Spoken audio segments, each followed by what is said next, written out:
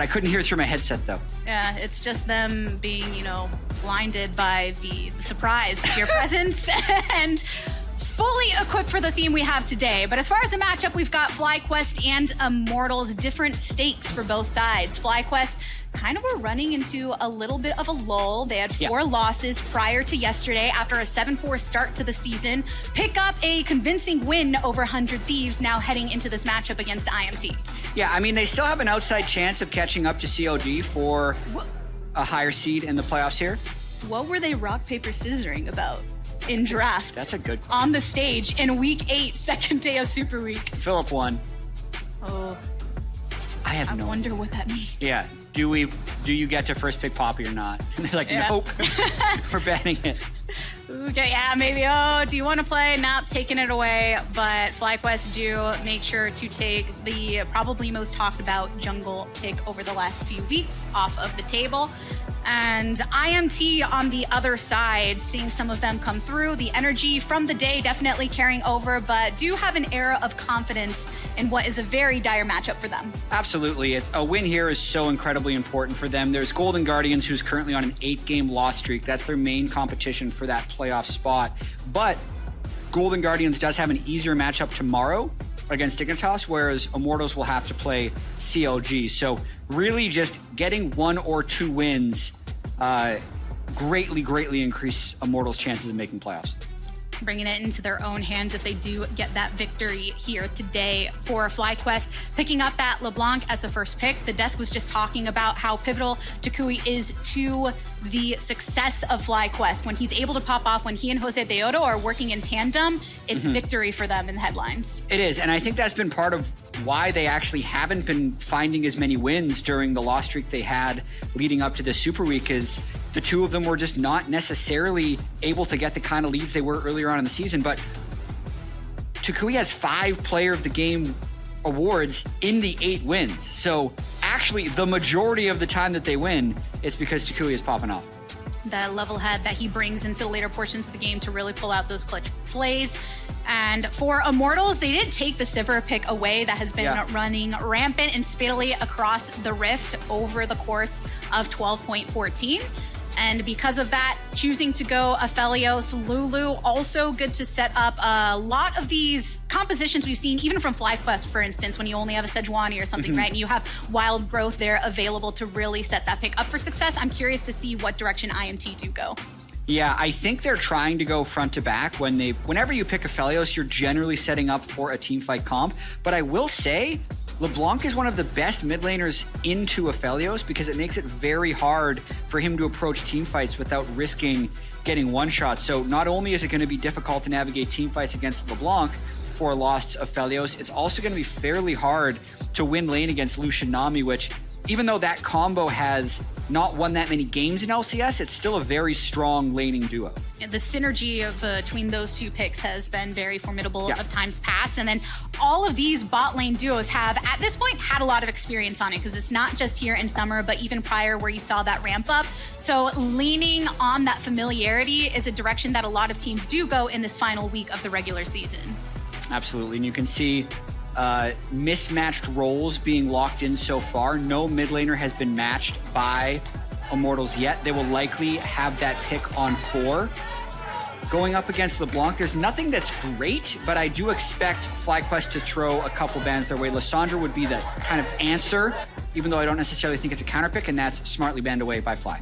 Just having a mid laner with the tools to lock down any forward aggression from the opposition is something that Lissandra has really that capability of. So making sure that she's not available.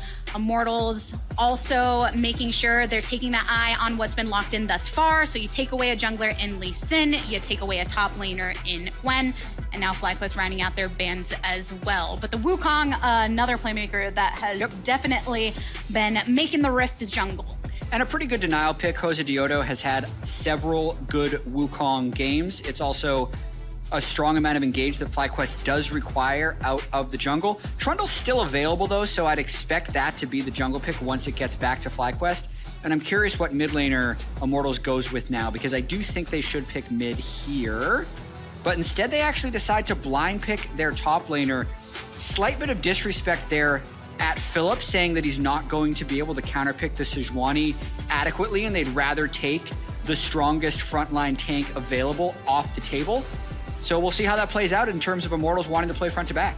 Yeah, I was wondering where they were going to go with that top side pick, because while I think there is a lot to commend from Philip in general, the way he's been able to slot into this team, there are those moments that you can look at with that newness of him as a player that you can maybe try to exploit if you're on Immortals side. But now resigning revenge to play that Sejuani, set up for the team fights later, and make sure that he shows that prowess. Absolutely, and we have seen this actually more this week. Even CLG, who normally would save counterpick for Dokla, picked Ornn on 4 instead of waiting to counterpick their top laner. And it also really does fit the front-to-back team fighting of Immortals. But we got a Vi. Vi making her way from other regions right here into the LCS. Absolutely. So who cares about Trundle? This FlyQuest team is all in on killing Lost. That's really what it is. So much lockdown potential between Vi and LeBlanc. I understand why PoE would go with Ahri there, almost a defensive mid lane pick. Even with 3 dashes though, the lockdown potential of Vi LeBlanc combined with Burst can still threaten kills on mid. So you can definitely see what FlyQuest want to do in this game. Definitely keeping their eyes on those single targets. So you're noting how FlyQuest want to lock on those points of power. What about IMT side? How are you feeling of their chances with this team fight composition that they've brought through? They want to go late. They do not want to get ran over in the early game. It's important that Lost can get up to Bloodthirster at least, so he can have a bit of an overshield, and then him plus Lulu can make it harder to burst him with LeBlanc.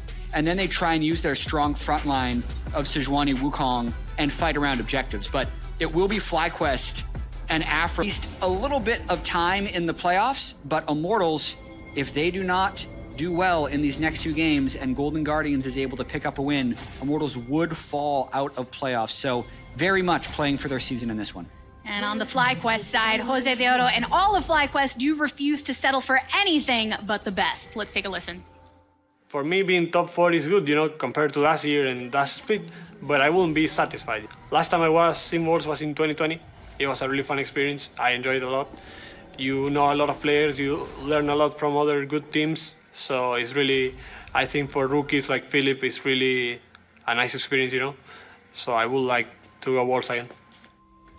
I remember watching Josedeodo in those Worlds performances, some Elise outplays, a lot of patience that he executed, where he was such a bright light for his region and people looking, oh, there's so much talent over in LATAM, and then FlyQuest zooming in, picking him up, bringing him here. But he's been wanting to find that level of success on this team. Absolutely. He had actually, I remember watching it when I was in the TL facility because it was just kind of on between scrims, but his team had this miracle run even to qualify for Worlds, and he was carrying so many of these games. So he's been such a hype prospect for going on 2 years now, and you definitely have noticed some of the growing pains of trying to play in a higher level league and succeed, but he has had a consistent growth curve ever since he's joined the league.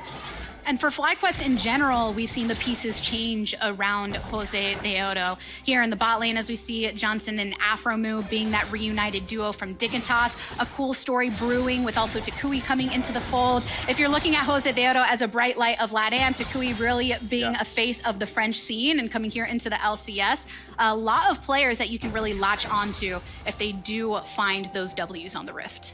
Absolutely, and you can see Ignar trying to play very aggressively. The early trading here and who can get level 2 first, so important, but also a very quick gank by Kenby in top lane. And Kenby loves to play aggressive in the times that are brought into light, and that's what he's doing right now, directly on Philip, who wants to execute the patience, wants to hold on to his summoners. Last second, has the flash away. He's under the turret. Kenby drags his life, grabs first blood.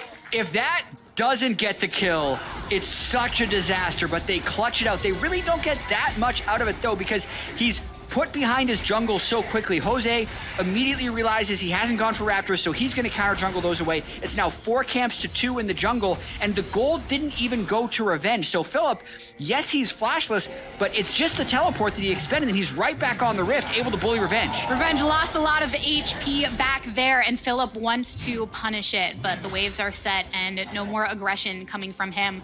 I was wondering what we would see from Kenvi, because if we look at what people were latching onto before he came into the LCS, this jungler that has a high presence in lane that can really make these plays happen, sometimes high resource, but can be that aggressor to bring the team over the finish line. And then when coming onto Immortals, a lot of different looks, but here we're seeing some of his past prowess. Yeah, and this was very much a gank trying to punish Philip for being aggressive, but if that Arctic Assault lands by Revenge, I think this play works. Philip dodges it with the reaction EOA, and that just buys him enough time to get away. I think if he was to play this again, he might have flashed early, unless he was just so confident that they couldn't kill him. Kenvi barely gets his E back up again. Otherwise, it would have been first blood 4-0. But it's still a great result for Philip regardless, and a really difficult thing, I think, for Kenvi to bounce back from in terms of all the time he lost in his early jungle. I do commend Philip's choice to try and hold on to that flash as long as possible in that moment right now. Also making sure to place a deeper ward so he can keep eyes on if Kenvi wants to punish the absence of that flash. But Josedeodo running into not Kenvi safe. right over here at Scuttle. Takui's already made his rotation over, as well as Power of Evil looking to clone over the wall.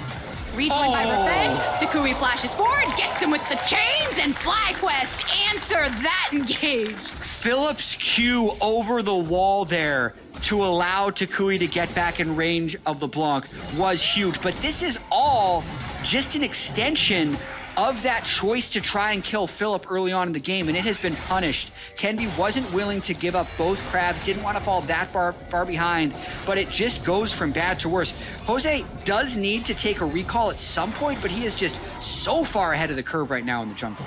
Sometimes that pressure to double down on a choice that you made previously can be a slick slide that you can fall down if you're not too careful about it. He's going for more, so he still hasn't shocked, so this is a little more dangerous this time.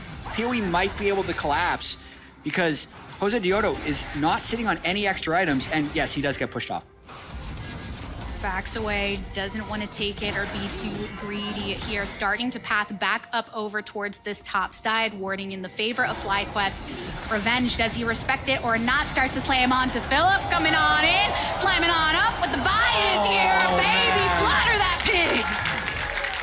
Maybe he just never goes back to base. Maybe he just continues to stay on the Rift and kill people. Who needs to shop? There's no way Revenge expected him to stay that long for that gank, but a beautiful read by Josedeodo to get that kill. Maybe he's been playing a lot of ARAMs and saying, hey, what can I do the longer I stay before I make my return? And so far, working out for FlyQuest, making sure to not get too greedy, though, in some of these moments. Kenvi also intruding upon FlyQuest jungle. When you have that intel of where the plays just went down, it opens up some of that farming opportunity for Immortal side. Power of Evil having to heal up. Very aggressive trading in the mid lane there, but no Ahri ult or flash burned. Power of Evil just going to try and keep push to maybe allow the team some more levers in this game. And remember, let's think about the team compositions. FlyQuest is the team that is supposed to be pushing the tempo early, and Immortals is the team that wants to scale. I think that early gank attempt by Kenvi was a hope of like, hey, if this gank works, then Sejuani's going to be completely fine against Aatrox. But actually, in terms of the CS in that lane, it is somewhat equal. It's about a 500 gold difference. It's more about whether or not Josedeodo can take over the rest of the map, because a 1200 gold lead, if it sits like this, would be fine for Immortals. They just really need to slow this game down. That is always the question when you have this team that is supposed to focus early. How much of that advantage do you need to get to really make it worth it and try and send Immortals off of their kilter before they scale into those later portions of the game? Josedeodo right now making his way over towards that Dragon side scuttle, because we are at 720, meaning major objectives have started to fall in line with a possibility for these teams. Yeah, I actually wonder when FlyQuest is going to be able to go for this first dragon, because we're already about 7.5 minutes into this game, and threatening Dragon Soul, I think, is one of FlyQuest's best win conditions in this one. So with where Josedeodo is on his pathing, likely to still hand blue buff over to LeBlanc, then go to Gromp. Rift Herald will probably then be the next objective. So it's unlikely that we're seeing this Drake being taken before 10 minutes. So even though the gold in the early game is mostly gone to FlyQuest, Immortals is not in that terrible of a spot. With that attention being paid over towards the top side, the bot lanes for both of these teams have pretty much been going toe-to-toe. Yeah. Where if you are looking to make those dragon plays, it's often off of the back of some kind of advantage in either the mid lane or the bot lane, but here, pretty even keeled on that bottom side.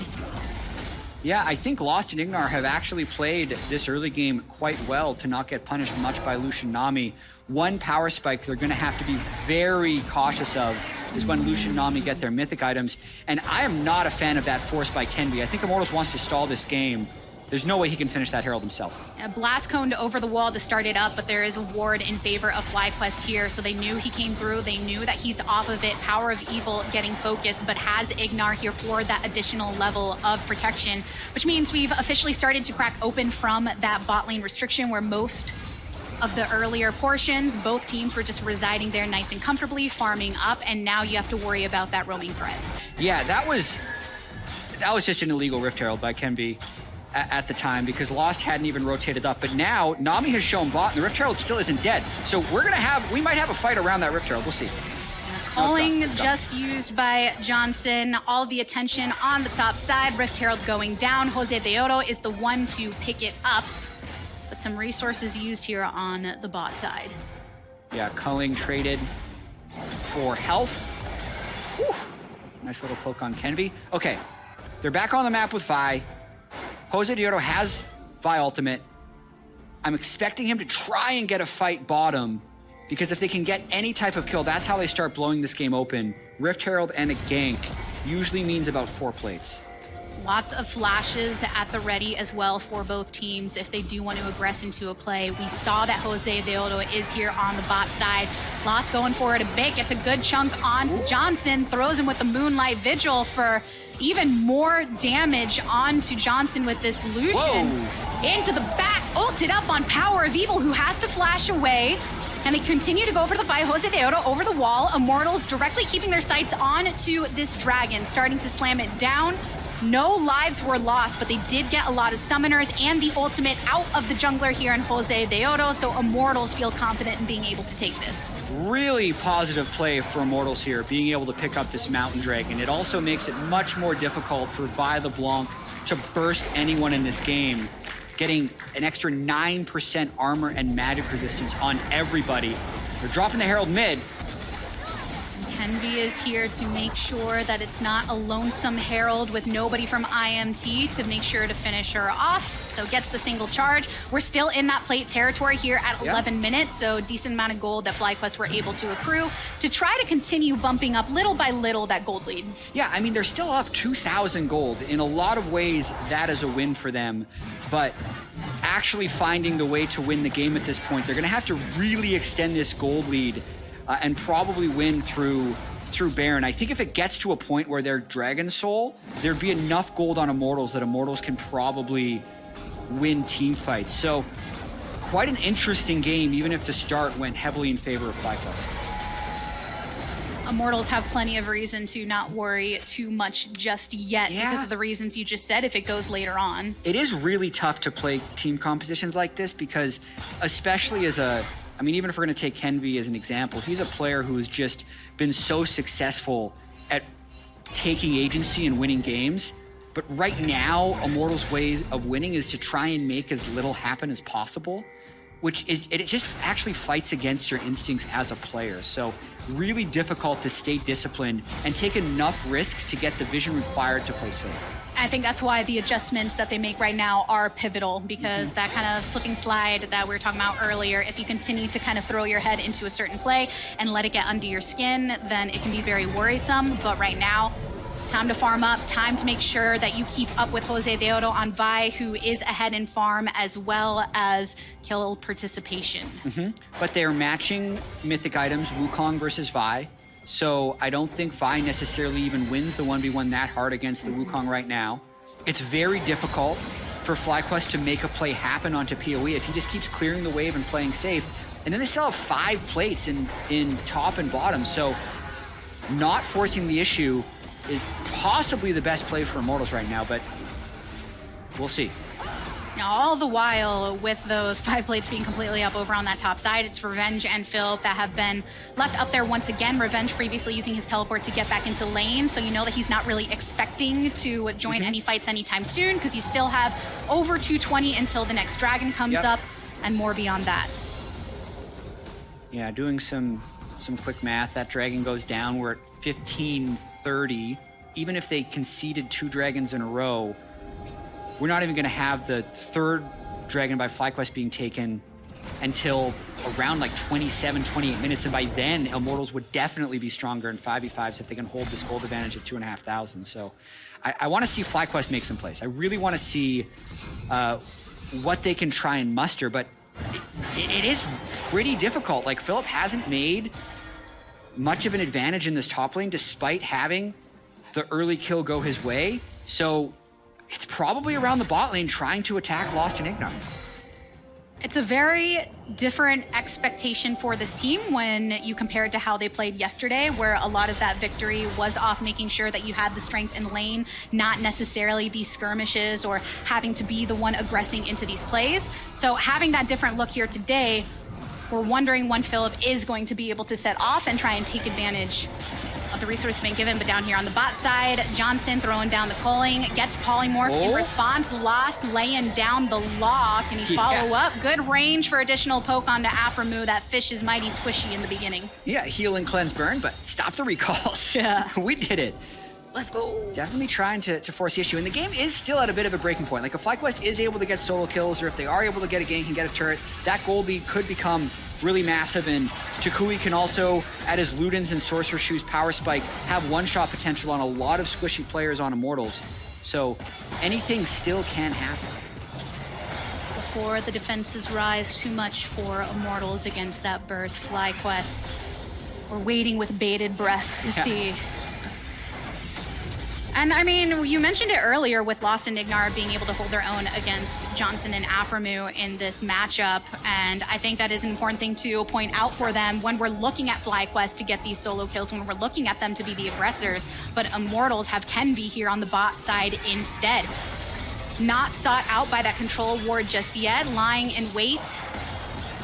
They're really thinking about going for a dive. PoE is here first. Here, going for it. A charm onto one and the burn down onto Johnson and Aframu. Immortals with a clean takedown to FlyQuest bot lane. Oh, this is so huge for them. So even though there will be an injection of gold going over to FlyQuest for that Rift Herald, it's so much more power for Immortals. They're going to be able to get first turret solo for Lost Aphelios and likely control of the Drake if they just peel back and take that now. Lost is that late game threat, the one that FlyQuest want to target to make sure that he can't shift things against them. And seeing him get these injections of gold early is great news for Immortals. It is, and it's going to be a question of how can he perform in team fights, because we mentioned earlier it is a difficult game for him to play against Vi LeBlanc. Jose really trying to make something happen top lane, though. Revenge now the target of Josedeodo on the top side, using that ultimate to take him down. FlyQuest finds the opening to trade back towards Immortals. Yeah, definitely a solid play there, although not really getting much out of it. We'll have to wonder, like, what Philip will need to make very good use of that gold.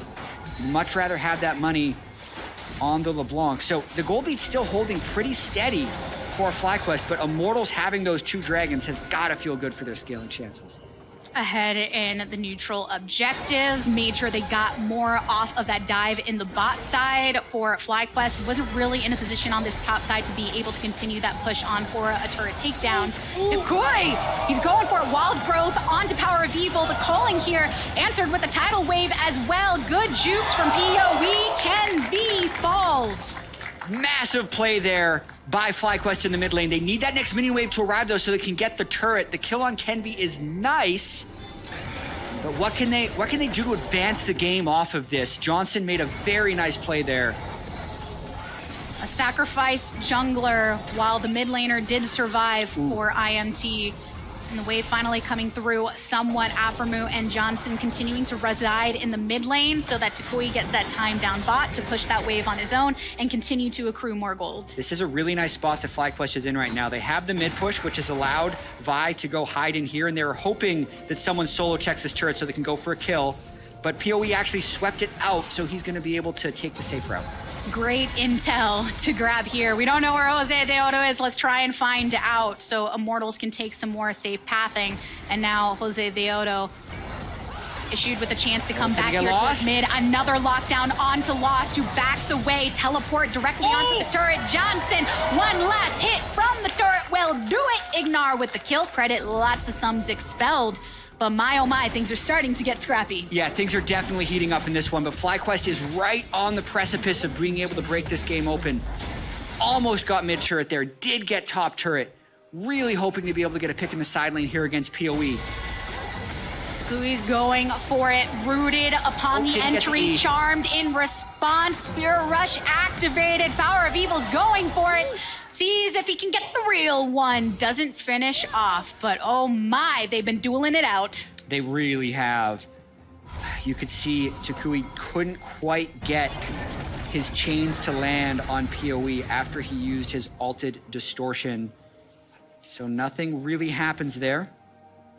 And it's actually probably better for Takui aside from the map pressure because he gets ult and flash out of PoE. And now, maybe they can kill him.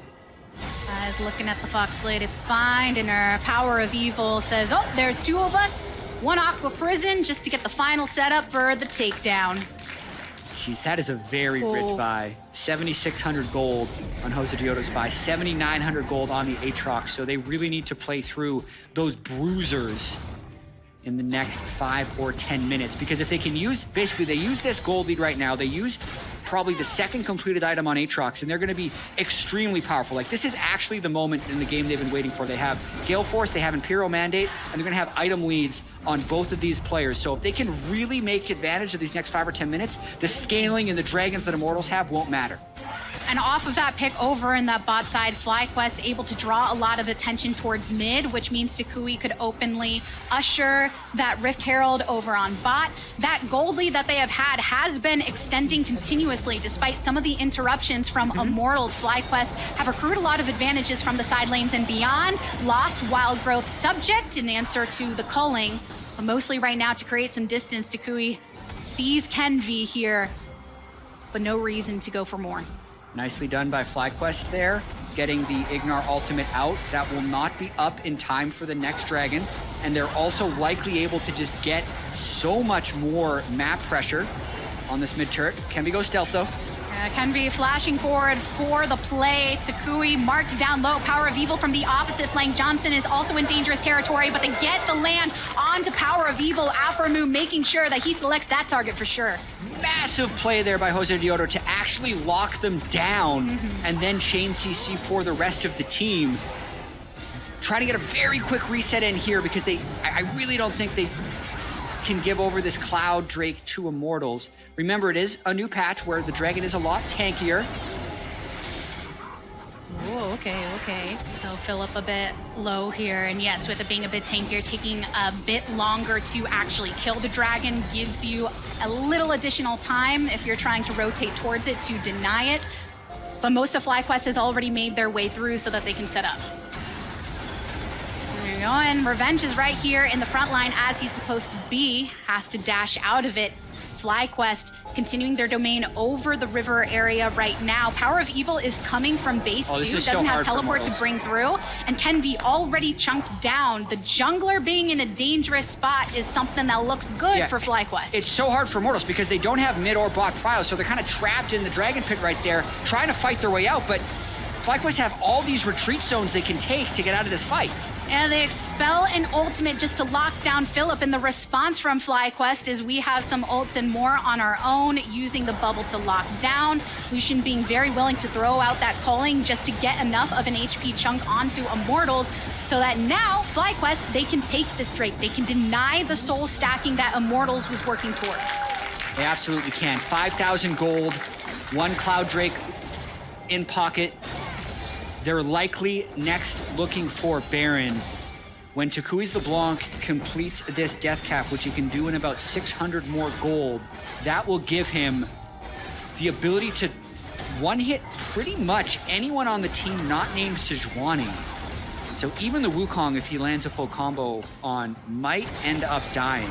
So if they can play for that, get a pick, and then start forcing Baron, I think that's their path towards winning this game. And 23 minutes into the game, 5.3k gold lead for FlyQuest. Yeah. You noted wanting to see them make those earlier plays. How has their performance aligned or not with how you think that they should have been playing that to their draft? Yeah, I think if they would have had a higher priority on early dragons, if Josedeodo would have used more of his advantage to secure those early drakes, they still would have had the power spikes to be able to bully their way to drakes 3 and 4. But the game is still in a winnable spot for them right now. It's just, 2 fewer drakes than I think they would like. It adds that additional pressure when it comes to contesting the drakes in the future, but definitely alleviates some of it when they did get that third to deny that building up from the Immortal side. And as we are approaching 24 minutes, Baron's still up, a point of contention that will erupt over on the map. The turrets that were initially taken down by FlyQuest, getting rid of all these outskirts, just gives them a lot more of that rotational pressure. Hello. Philip here with Kenvi. Revenge is here as well, but Johnson making his rotation from the mid lane. They don't actually want to take any fighting here, just wanted to make sure there wasn't a pick off. Yeah, Philip definitely playing weak side because this is the area that they want to be able to control. Get that outer turret down and then start playing towards Baron. Step 1 complete. They got the outer turret. As you can see, Vi clearing vision out of the jungle. And they're even possibly looking for another second tier turret. We've rooted temporarily, but able to get out of here. It's just now the arrival of Immortals. And it's always interesting to see the way that FlyQuest are basically controlling the pathing, controlling where IMT have to answer them on this map, having just taken down the tier 2 in mid and creating that presence over on the top side before somebody goes for this Baron. Yeah, Immortals knows that FlyQuest have to reset, so they're retaking vision, which means FlyQuest will need to wait a little bit longer, but big item coming through as we talked about, the death cap for LeBlanc. Let's see if we can get some one-shots. Immediately teleporting back in. Double TP. Philip is here, ushering through onto Immortals in the vicinity of their jungle. Revenge, somewhat chunked, has to dash away, threw out the ultimate to disengage. So less engaged now for Immortals if they want to try something. Definitely some thoughts on FlyQuest's side of going for this Baron. Their Baron damage is not that good, especially if Lucian is sat in the mid lane. Flank though. Oh, it's so difficult. Like, really watch Lost in these team fights to see if he can ever actually hit. Because if he's ever in range of Fire LeBlanc, he's also kind of in range of dying. But those are the two people he'd be wanting to hit anyway. So it's just a very tough Aphelios game for him. Pressure on him to be able to reach those targets on FlyQuest without ushering his own vulnerability. There's only so much that Lulu can do for you if they get onto that back line. Sending Revenge over towards the spot side as well to continue. He does have the teleport to be able to rejoin the team. Tidal wave coming through, spin around. Josedeodo backs off. FlyQuest being very careful to not go for more than they need to. Yeah, and they will likely get that top turret as well. Philip able to get some free time up there. Plus they got the Aphelios flash, which makes him easier pickings for the future fight. I do expect there to be a big engagement for this next Cloud Drake that's spawning in 50 seconds.